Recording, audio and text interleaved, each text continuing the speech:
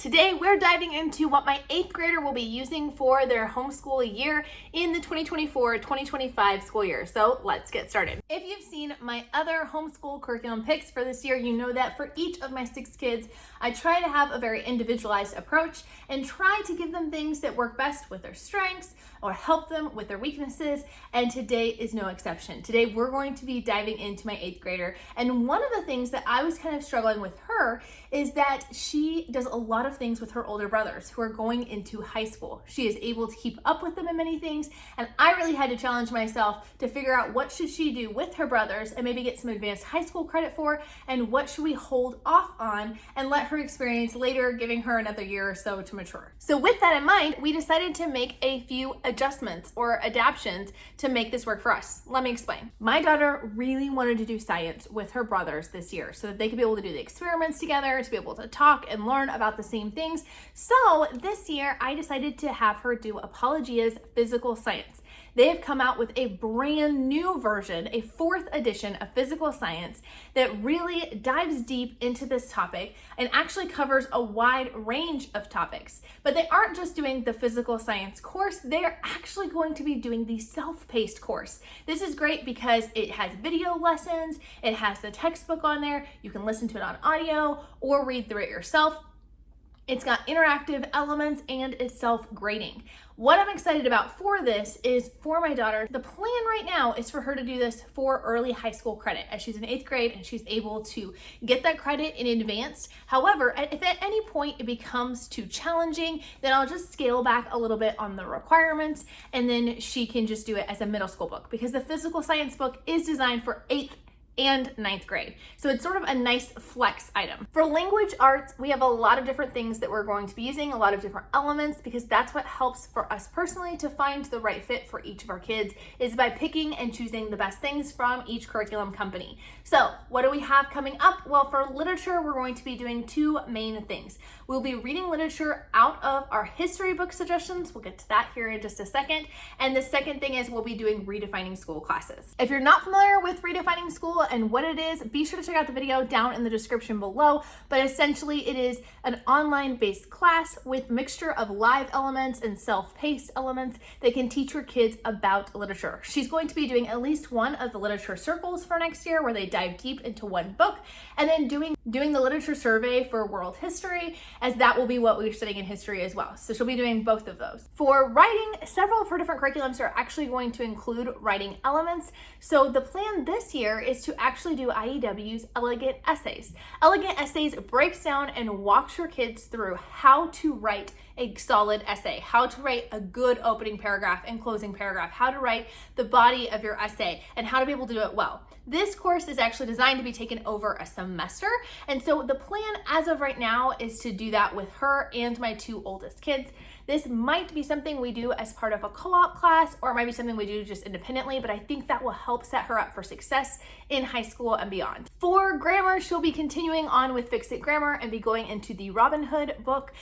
She's been doing really well with Fix It Grammar, and we're just gonna keep on going on with that. Spelling is probably one of her least favorite subjects, but yes, it is still necessary. We are gonna continue on with Phonetic Zoo. She likes the program, she just dislikes the whole process of spelling. It's been really good for her, but it has gone a little bit slower than what we thought. So she will still be finishing up level A and then maybe moving in, transitioning into level B midway through the year. For history, she'll be joining us for Biblioplan's Ancient Time study.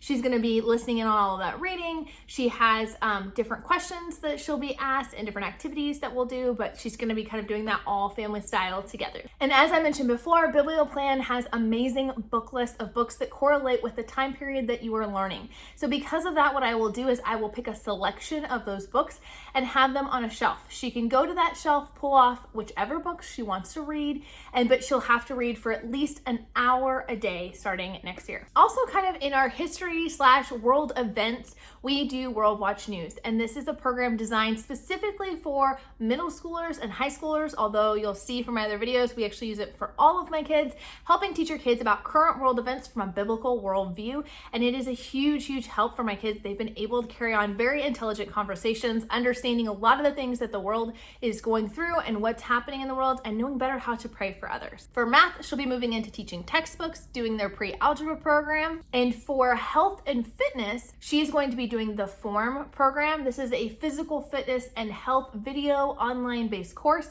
They have two sections. They have a middle school and a high school one, and then they have an elementary and under one.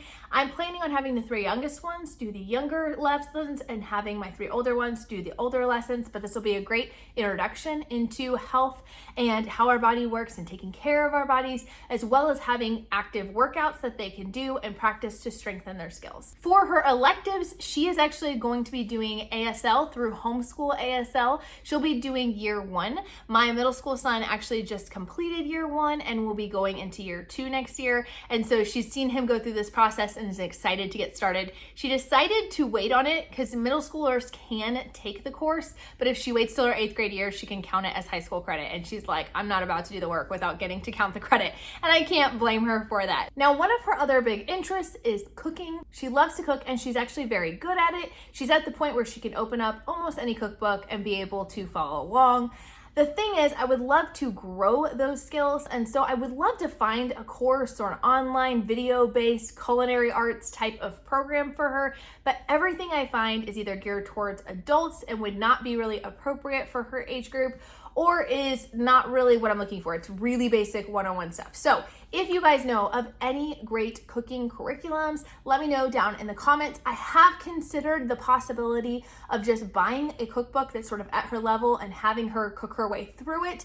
The problem is I just know myself, and I know that if it's not already divided for me and I have to figure out the pacing and whatnot, it's less likely to get done. But the option is she is older and I could give her that responsibility to divide it out and put the food on the shopping list and do that. I'm just debating whether that's a battle I want to pick officially or whether I just want to let her have another year of just fun learning to cook. This is something she wants to do in the future. So let me know down in the comments any ideas you guys might have in regards to that. For Bible, we are not sure what all we are using next year. I am leaning towards a church history, but there's several different elements and aspects that I want to include with this, and I'm trying to find just the right resources to do so. Be sure to stay tuned and subscribe because I will be having another separate video out there on my Bible curriculum picks. In the meantime, check out what I'm doing with my other kids here in this playlist.